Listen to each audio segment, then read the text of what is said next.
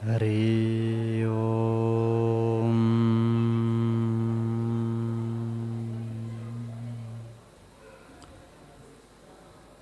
हरि ओम।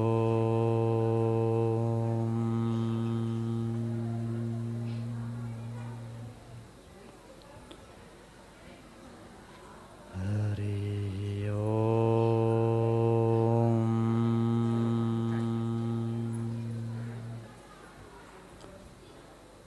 ओम श्री सद्गुरु परमात्मने नमः।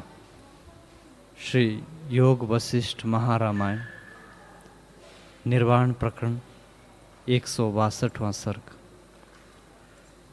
श्री वशिष्ठ जी बोले, हे राम जी, यह विश्व आत्मा का चमत्कार है। जैसे मृत्तिका की पुतली मृत्तिका और कागज की पुतली कागज होती है, वैसे ही विश्व आत्मरूप है। जैसे मृत्तिका का दीपक देखने भर का होता और प्रकाश का काम नहीं देता, वैसे ही यह जगत देखने भर को है। विचार करने से आत्मा के सिवा भिन्न सत्ता कुछ नहीं। आत्मा के आश्रित होती है। जैसे जल में तरंग, आकाश में शून्यता और पवन में स्पंदन है, वैसे ही आत्मा में जगत अभिन्न रूप है। जैसे वायु चलती है तब भी पवन है, क्योंकि उसको वायु का निश्चय है। वैसे ही जगत का वही स्वरूप है, इससे चैतन्य है। ज्ञानवान जानता है कि जगत मेरा ही स्वरूप है। हे राम जी, यह आश्चर्य देखो कि जगत कुछ दूसरी वस्तु नहीं, पर भ्रम के कारण भिन्न भासित होती है। जैसे कथा में कथा के पात्र विद्यमान लगते हैं और काम करते हैं, वैसे ही इस जगत को भी मनोमात्र जानो। हे राम जी, जो विद्यमान है वह अविद्यमान हो जाता है, और जो अविद्यमान है वह विद्यमान हो जाता है। जैसे स्वप्न में जगत अनुभव स्वरूप है, भिन्न नहीं, वैसे ही जागृत जगत को विचार से देखोगे तो ब्रह्म स्वरूप ही भासित होगा। जैसे जो पुरुष सोया होता है, स्वप्न जगत ब्रह्म स्वरूप ही भासित होगा।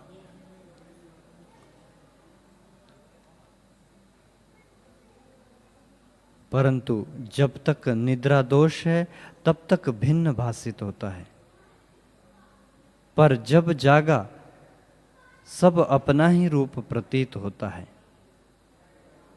वैसे ही जब मनुष्य अपने स्वरूप में स्थित होकर देखता है, तब सब अपना रूप ही भासित होता है। हे राम जी, रूप, अवलोक और मनस्कार भी ब्रह्म स्वरूप है,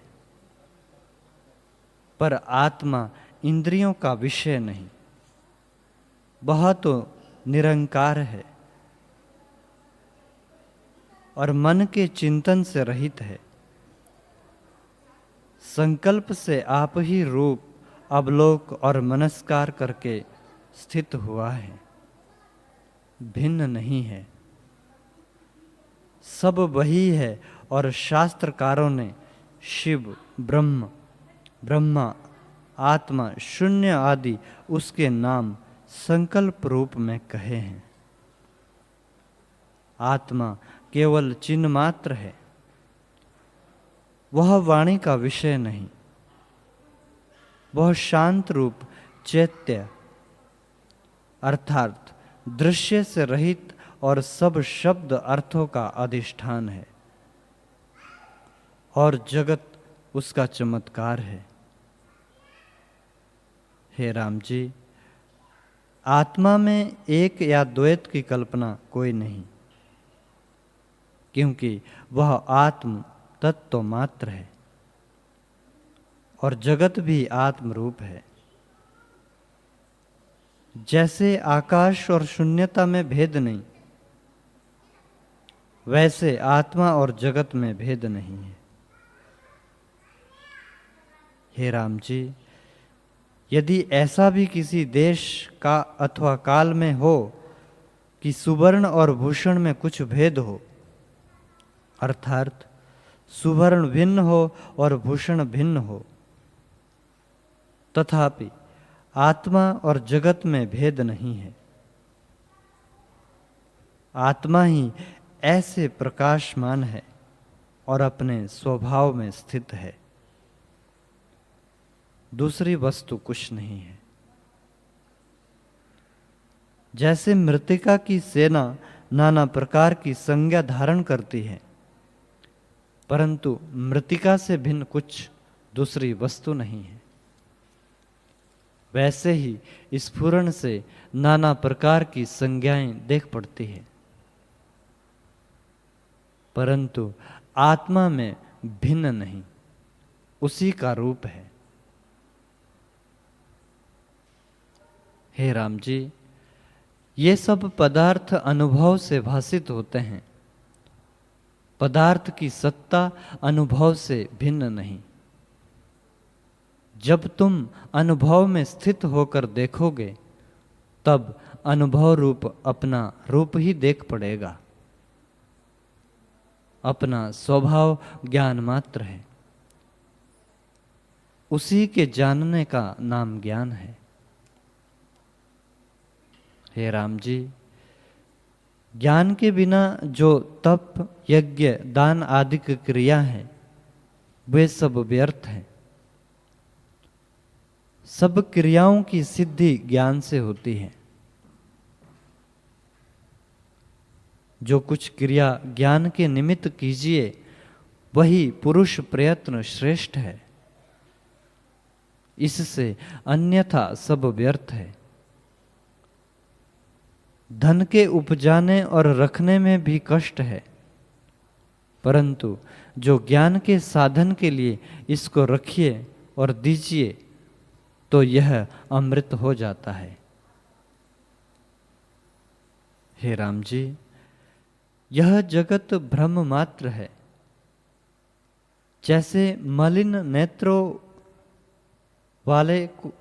वाले को रूप उल्टा दिखता है, और स्वप्न की सृष्टि में अज्ञ तज्ञ भी भासित होते हैं, परंतु असत्य रूप है। वैसे ही यह जगत विद्यमान लगता है, पर अविद्यमान है। आत्मा ही सदा विद्यमान है। हे राम जी, विद्यमान देव विष्णु को त्याग कर जो और देव का पूजन करते हैं, उनकी पूजा सफल नहीं होती, और विष्णु उन पर कुपित भी होते हैं। इसी तरह अनुभव रूप विद्यमान आत्मा को त्याग कर जो और की उपासना पूजन करते हैं, वे जन्म मरण के बंधन से मुक्त नहीं होते, मूढ़ता में रहते हैं। आत्मदेव की पूजा सुनो। जो कुछ अनिश्चित आवे, वह उसको अर्पण कीजिए। इसके जानने वाले में अहम प्रत्यय करना ही बड़ी पूजा है। हे राम जी, इस आत्मदेव से भिन्न जो सूर्य, चंद्रमा आदि की भेद पूजा है, वह तुच्छ है। जब तुम आत्म पूजा में स्थित होंगे, तब और पूजा तुमको सूखे तृण की तरह तुच्छ प्रतीत होगी। दान भी आत्मदेव को ही करना है, सो बोध से करने योग्य है। वैराग्य, धैर्य और संतोष बोध का कारण है। यथा लाभ में संतुष्ट रहकर ब्रह्म विद्या का विचार करो और संतों का संग करो। इन साधनों से जब बोध रूपी सूर्य का उदय होगा, तब द्वैत रूपी अंधकार का नष्ट हो जाएगा और ज्ञान रूप ही भासित होगा। फिर जो ज्ञान उपजा है वह भी शांत हो जाएगा। इससे उसी देव की पूजा करो जिससे आत्मपद को पाओ।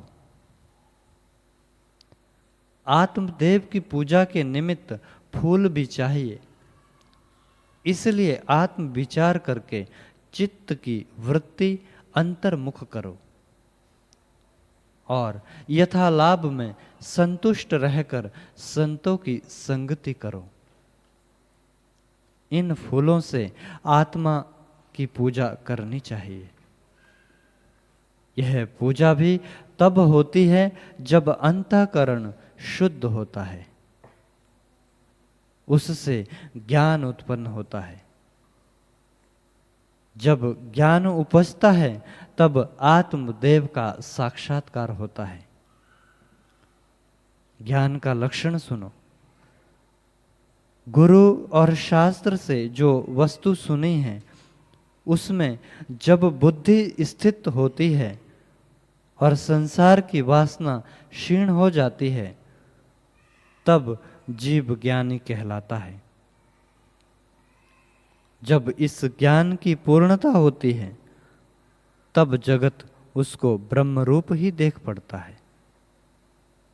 तब उसको शस्त्र काट नहीं सकते और सिंह, सर्प, अग्नि और विष का भी भय नहीं होता। हे राम जी, यह सब विश्व आत्म रूप है। जैसी भावना कोई करता है वैसा ही आगे देख पड़ता है। जब शास्त्र में शास्त्र के अर्थ की भावना होती है, तब वही भासित होते हैं। इसी प्रकार सर्प और अग्नि सब अपने अपने अर्थाकार भासित होते हैं। जब सर्वत्र आत्म भावना होती है, तब सर्वत्र आत्मा ही भासित होती है, क्योंकि दूसरी वस्तु कुछ बनी नहीं तो दिखाई कैसे दे। जो पुरुष कृत कृत्य नहीं और अपने को कृतार्थ मानता है, पर दुख की निवृत्ति का उपाय नहीं करता, उसे दुख के आने से दुख ही होगा और दुख उसको चला ले जावेगा। जब सुख आवेगा तब सुख भी चला जावेगा। हे राम जी, जो पुरुष सब में ब्रह्म कहता है पर निश्चय से रहित है और शास्त्र भी बहुत देखता है, वह महामूर्ख है। जैसे जन्म का अंधा सूर्य को नहीं जानता, वैसे ही वह आत्म अनुभव से रहित है। जब आत्मपद का साक्षात्कार होगा, तब ऐसा आनंद प्राप्त होगा जिसके पाने से और पदार्थ नीरस लगे।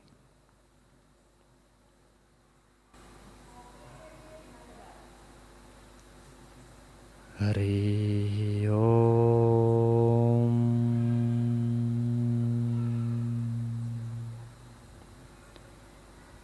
ओम सहनावतु सहना भुनक्तु सह वीर्यं करवावहै तेजस्विनामधीतमस्तु मा विद्विषावहै। ओम शांति शांति शांति। श्री सद्गुरुदेव भगवान की जय।